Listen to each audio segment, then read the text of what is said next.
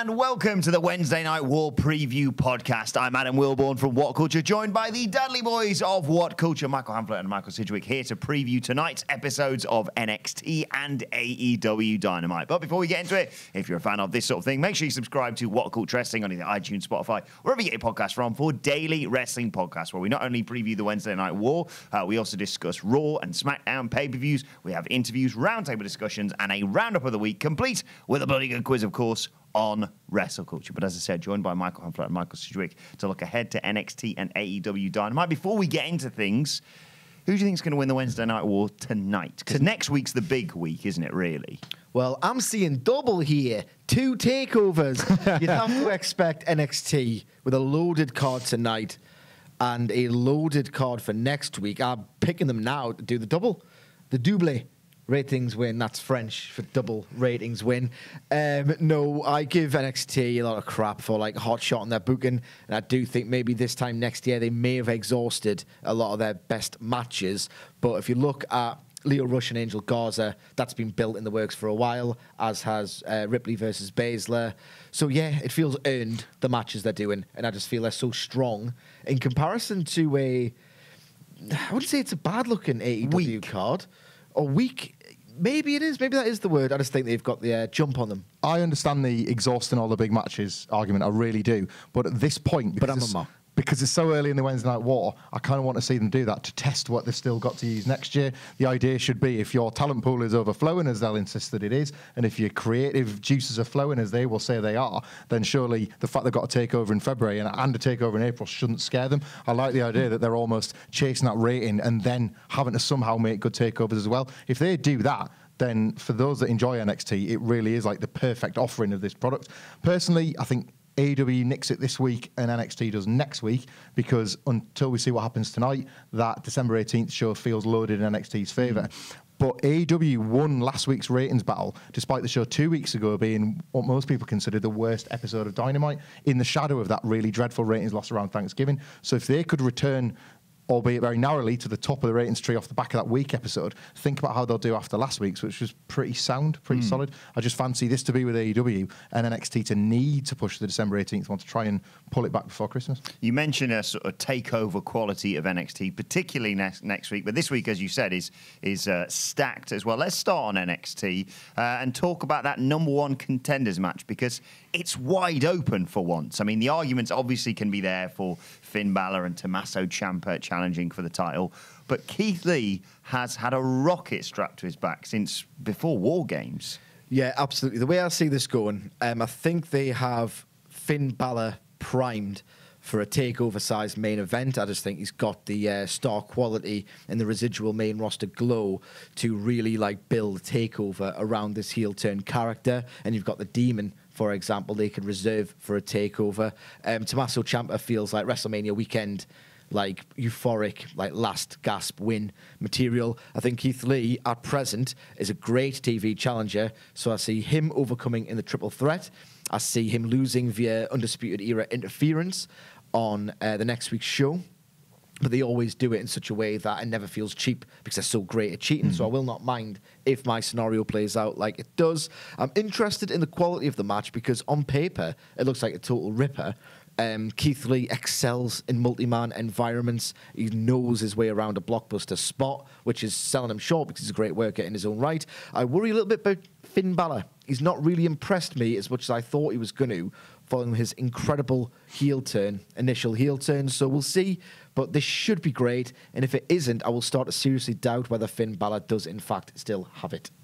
I think this will bang, but I think it's mostly going to be because of just how over Keith Lee is right now. Same scenario as Sidgwick, although I'm picking a different winner.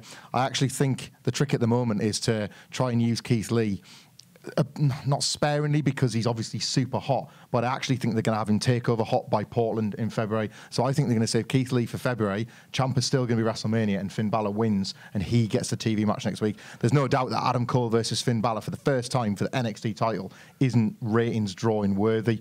The trick is obviously how you then keep Keith Lee hot in spite of this. That Undisputed Era finish, time and time again, has proven itself successful. And there's still like a hangover with the Dijakovic tag match against the Undisputed Era too, so you can always spin him off into that just to keep him busy with the right people. Before you said that, I was 100% with you. I thought Keith Lee nailed on to win the number one contenders match this week. The only thing that now you've mentioned that, and my brain says, well, how do you get around Finn Balor versus Adam Cole? Not the whole heel versus heel dynamic, because I don't think it really matters in a situation like this. The Undisputed Era's involvement is obviously a way to go. I don't know the situation with Johnny Gargano. Could he be the one to potentially cost Finn Balor in there next week if that's the way that they decide to go? It's all quiet other than he's just not cleared, isn't it? So what that means for his future, I don't know. And maybe they like keeping that a mystery because it keeps things a mystery, you know? And they'd have, obviously, that gap over Christmas. Yep. So it's not like, oh, well, next week we've got to have some sort of physical altercation between the two men. There's a weird thing I noticed on, I think it was either WWE's official Twitter account or something similar to that, where they were suggesting how Finn Balor's got one of the best takeover records. So I feel like preserving him for a takeover match that he then has to lose is almost like a miniature version of the Demon. It's something they want to preserve for the time being. And I agree with Sidgwick. I don't think yet he's quite matched that level that people expected upon him dropping back to NXT. People just assumed, right, you're back with the elite in-ring level, your in-ring is going to be elite, and it's not quite advanced there yet, whereas Keith Lee versus Cole feels takeover ready while Lee is so hot. It's a tough one to call. I think fun though, fun that we can't pick the winner. Like the one thing we can agree on is Tommaso Ciampa's not winning, but or then again taking the fall. Yeah, but then again, that's obviously due to a future ascent. I'm going to lean towards where I was going to go before that, even though I'd be fascinated to see what happens with the Finn Balor, Gargano, Undisputed Era side of things. I'm going to go with you with Keith Lee, to be perfectly honest. I think that we've seen them do it more recently, striking when the iron's hot, and he literally pinned Adam Cole last week. I think it's a ready-made story to build towards. If you want to do the final sort of AEW, if you want to win the final war between AEW and NXT of the year, I think you have to, as much as on paper, Adam Cole versus Finn Balor is the money match. Keith Lee right now is all everyone is talking about. As you mentioned there, we're going to have a NXT Championship match tonight. Lio Rush versus Angel Garza. Do you see the title changing hands? No, I think Angel Garza's not quite there yet. I personally think he's got Paul Heyman guy written all over him. I think he could excel on the main roster if, in fact, that's a thing for about 2 weeks. I think it's early into Lio Rush's reign. I think they're very aware of what they have in Lio Rush. Like, he's genuinely great on the microphone. He's got a real star presence. He's a fantastic in-ring worker. I just think they don't want to compromise that yet. But then again, maybe the Cruiserweight title represents a ceiling for someone of Lio Rush's quality. I don't think anyone gives a slight toss about the size difference. He's so good, and there's so much brand goodwill towards NXT that if he were to lose the title and then go for the North American title picture, no one's going to say, oh, look at him, he's very small. No one gives a toss. It's fine. Daniel Bryan should be on 205 Live. No one wants him there. So, yeah, I think either eventuality works absolutely fine here. And I think this has got potential to be match of the night across both shows, though there's steep competition. Absolutely. I feel a bit sorry if Lio Rush loses the title. He seems to be defending this championship all the time. Lio Rush, and I know this sounds like a weird comparison on paper, Lio Rush reminds me of John Cena from that US Open Challenge period in 2015. These matches are almost guaranteed bangers on paper. You don't necessarily go in wanting the challenger to even win, and then the last 5 minutes makes you think they might. And that was like the Cena pattern week after week after week after week, where these were just quality match with quality match. It almost didn't matter who he was facing because there was a certain formula, but an extremely satisfying one. And every single, and we'll call it what it is now, the NXT Cruiserweight title, every single NXT Cruiserweight title match has gone exactly this way, and we've all been just cooing about it the next day, so there's no reason not to get thrilled, even when it feels quite predictable. We were talking before we came in here about Lio Rush's year. He started it off as hype man / manager of Bobby Lashley. And a bit of a troll, when he won the IC title, and he's ending the year, like you say, one of the MVPs of NXT. He's like, Lana has replaced him as the irritating one shouting Bobby Lashley's name on television. Yeah. But she was never a Cruiserweight champion, having bangers at the start. They've not swapped roles. We get another Dakota Kai match tonight on NXT, or supposedly get another match. Of course, last week it was meant to be her versus Rhea Ripley. She brawled into the crowd, Dakota, with Mia Yim, and we're subsequently getting that match tonight. You're really enjoying what they're doing with Dakota Kai. I love this story. I think it's been well performed by Dakota Kai. I think they've already put the brilliant NXT bells and whistles on it with that unbelievable video package turned into an entrance theme thing. With Tegan Nox's screams last week. Fantastic. This is what we didn't get last week, and obviously a match between Dakota Kai and Rhea Ripley we can have this week with Mia Yim, and probably another win for Dakota Kai, yet somebody else that she's wronged, that she doesn't care about, that she then goes on to beat. Whether or not this is the week that Tegan Nox, after the match, runs out the crowd to try and take revenge, or they save that for the 18th, I don't know. But at this point, that becomes the exciting reason to have her on television every week, doesn't it? At what point is Tegan Nox going to hobble out there and try and take her revenge?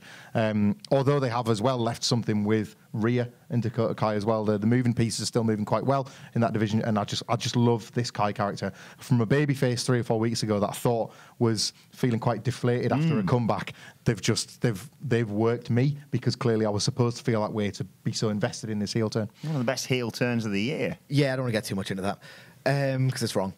My worry about this specific, that's one of. It's a good one. It's a really good one. It's not the best one ever, but it's good. I'm worried that we're talking too much about NXT, and that the AEW portion is going to get gobbled up. God forbid it went 50-50, yeah? Yeah. Let me do this. No, seriously, I've got a salient point to make, actually. After last week's bait and switch, my potential anticipation for this match has gone down a little bit, because I've just been conditioned slowly to sort of expect something that just isn't like conclusive at all. And I know it's germane to the storyline where Tegan Nox to come out, but like, with all due respect to my I think she's over-delivered in recent weeks by botching, essentially, if we're going to be absolutely brutal about it.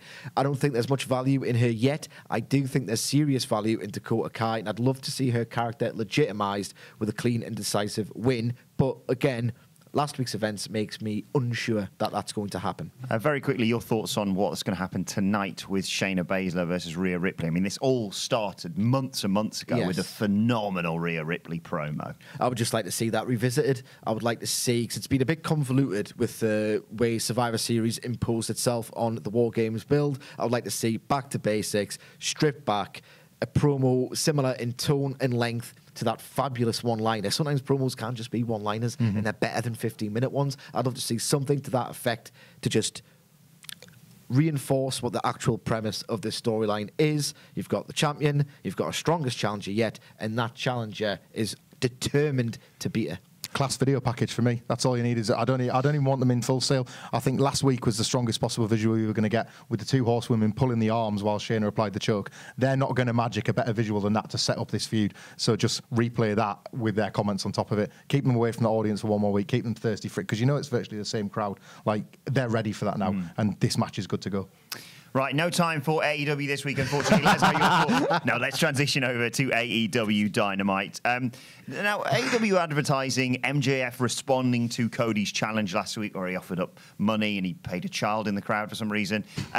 But we've already seen this. It was on Twitter and it was spectacular. So hopefully just a repeat of that, but on TV this week. If he does the same alley line again, that was absolutely sensational. It was great. No, this is something that from before Dynamite was even a thing, everyone was desperate for this like near mythically brilliant MJF promo to go 5 minutes. And we've seen a great interaction with Jericho, but then again, that interaction was kind of removed from the core of his character and the fact that he's feuding with Cody. The one against Brandon Cutler was a very basic introduction. I need 5 minutes of who MJF is, why I hate him so much in the best possible way, and why specifically he wants to taunt Cody, not fight him, because he's already said that. His first promo before the Jericho interaction was really good, but it was quite... He gave you the premise of the storyline, if not his like specific motivation. Basically, what I'm saying is I want him to go 5 minutes of just burying this Cody character. Just bury him in the funniest possible way. If you want to go the cheap route, you could do like an impression of his dad.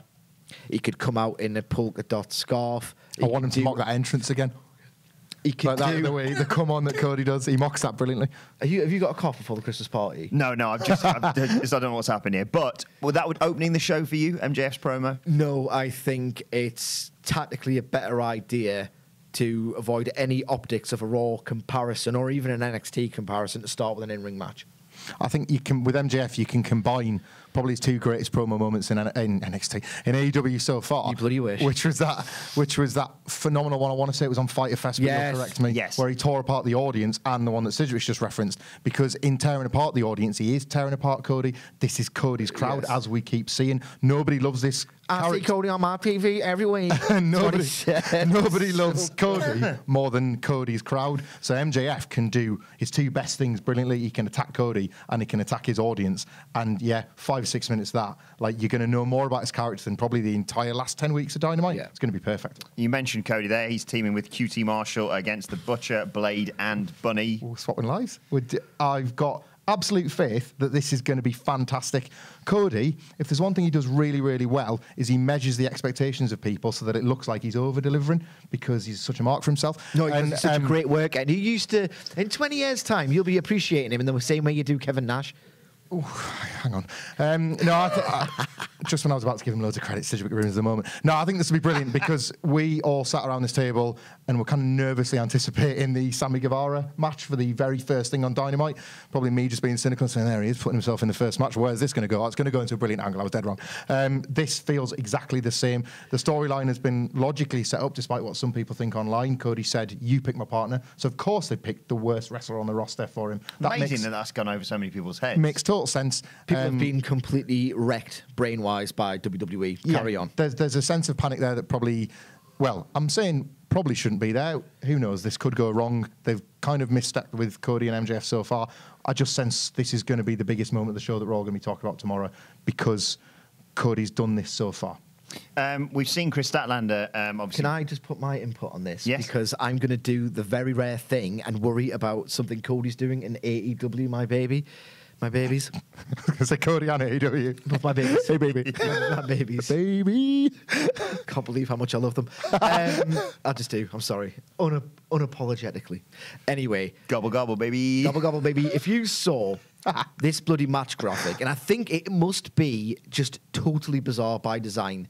If someone showed me this match graphic with Cody, QT Marshall, Butcher, Blade, and Bloody Bunny. Demolition 2K19 there on the right-hand side. After week 3 or 4 or 5 or 6 of Dynamite, when it was just the best show. Well,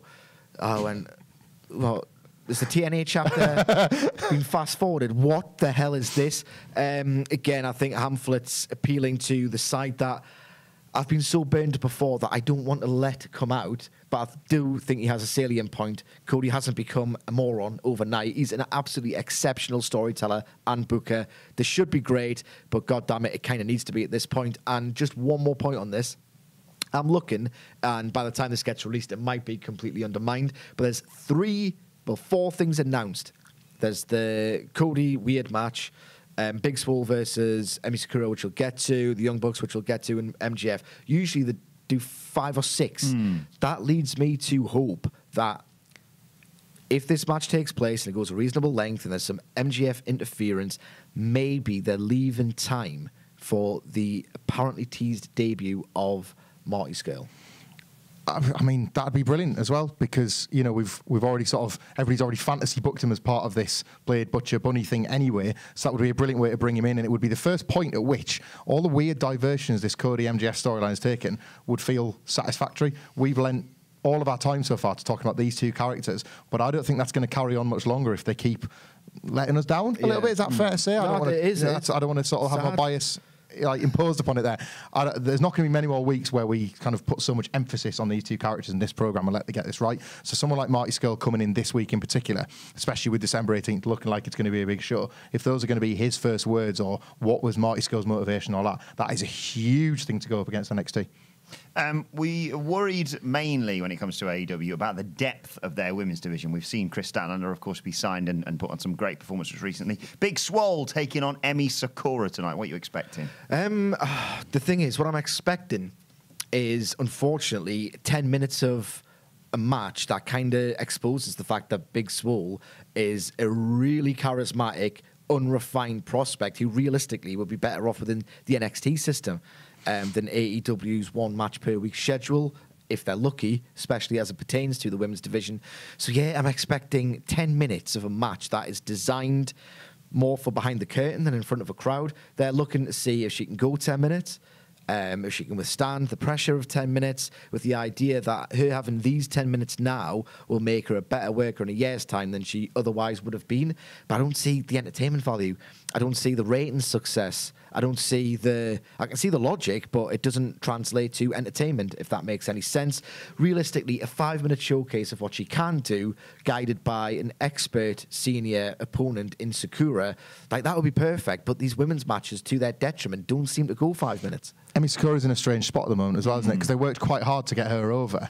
But now, is it just like the long road out of the company via several big losses? Is she there just to enhance the status of others after they've tried to enhance her status? She should, I get it, but it's still such a brand new product, and she's a brand new wrestler to certainly me and lots of other sort of fans that are new to this. And she has gotten over in a division that has not been brilliant at getting people over. So you do run the risk, and I understand why they're doing it, and I think, like you say, there's logic to it, but you do run the risk of taking the few characters you've got and sacrificing them for this week's flavour of the week. You know, like Britt Baker took a loss because they've maybe acknowledged we pushed her too hard and we need to step back on her. Is this going to happen with all of them? Once Riho loses the title, they're going to say, well, now we can afford to job Riho out because we've just found somebody else that we want to try and get over. There's still, you sense there's a bit of a lack of focus. Last week's women's division stuff was really good though, so maybe they have turned a corner on it, but this doesn't feel the right pairing for, if that's the intent with Big Swole. I'm not quite sure why Emmy Sakura is the chosen one for this particular match. Because she's like, in terms of the dark arts and how to do things, she's probably the best they've got. Well, I suppose in terms of showing that, but I just don't know the perception of character. For casual fans, if this is necessarily, like, do they want to do damage to someone like Sakura at this point? I'm not sure. Speaking of dark arts, I can't wait to see what they do with the Dark Order this week. I think it's been sensational, the promos they've been not teasing that is pretty cool as well, isn't it? Because it's a weekly surprise. Finally, we have this Texas street fight between Santana and Ortiz and the Young Bucks. Right, here's the thing.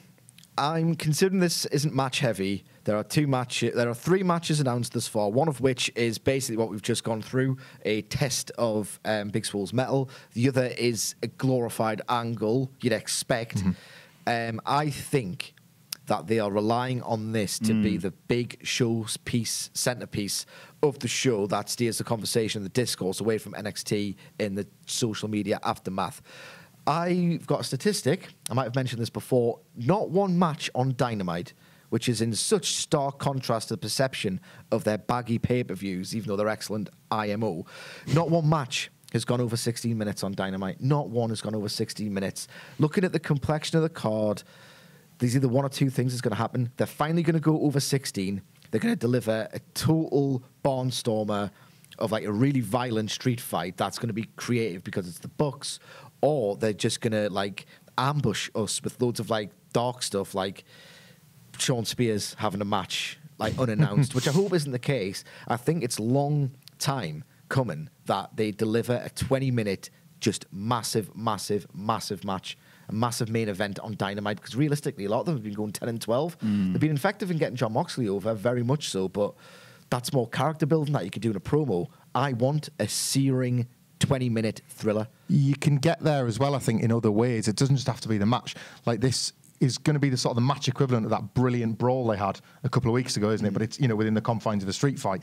But that drags in the likes of the Inner Circle and Dustin Rhodes, and this can be the start of the kind of like the official road to that War Games equivalent match, whatever it is they're intending to do with these two warring stables. You know, the possible involvement of Hangman Page again, even though he separated himself from the Elite, whoever it is, whoever the other wrestlers are. I think this stipulation allows for it. It allows for Sammy Guevara or Jake Hager or maybe even Chris Jericho to like lower himself for 1 week to get involved in it. I don't know. So I think they can not only have a real quality match, they can actually advance story with it. They can have, you can really get creative and it not feel like you're betraying the feud here. And I'd welcome that, quite honestly. I would welcome them extending this out to the two groups of friends or the two warring sides, because it is a storyline that I think they're treating it quite carefully. But the Young Bucks win last week almost felt sort of conclusive over like one aspect. You know, they've not really had a win like that yet. So you are in danger of kind of like, I don't know, taking out the heat of the... It was Guevara. It was Guevara, yeah, but I worry that the heat will start to dip between the Elite and the Inner Circle unless this sort of drags everybody back in this week. And it makes it fun. You know, people like seeing these arena-wide brawls, so if they're having a great match and then in the meantime, the mates are all, like, you know, battering each other, I think that justifies 20 minutes, 25 minutes and a large portion of the show, some big visual. And the brawls have always been great on Dynamite so far. Some great matches to look forward to tonight then. Let us know your thoughts in the comments section below. Don't forget to like, share, and subscribe. And subscribe to What Culture Wrestling on either iTunes, Spotify, or wherever you get your podcasts from for daily wrestling podcasts. We'll, of course, be reviewing the Wednesday Night War tomorrow on there. Plus, you can let us know your thoughts on Twitter at WhatCultureWWE. And watch there, follow all three of us. You can follow Michael Hamflett at Michael Hamflett, Vote Labour. You can follow Michael Sidgwick at I was going to say that. Vote Labour at M. Sidgwick. Like, do it at the polling booth. Dadley's not. Follow me at M. Sidgwick. Vote Labour, and then for every other day, vote Dadley's. Yeah. You can follow me at Adam Wilbourn, Vote Labour, or vote tactically, depending on where you are and whatever gets through the Tories. You can follow Also about Adam Wilbourn. You can follow us all, as I said, at What Culture WWE. My thanks to the Dadley boys. Thank you for watching the Wednesday Night War preview, and we will see you soon.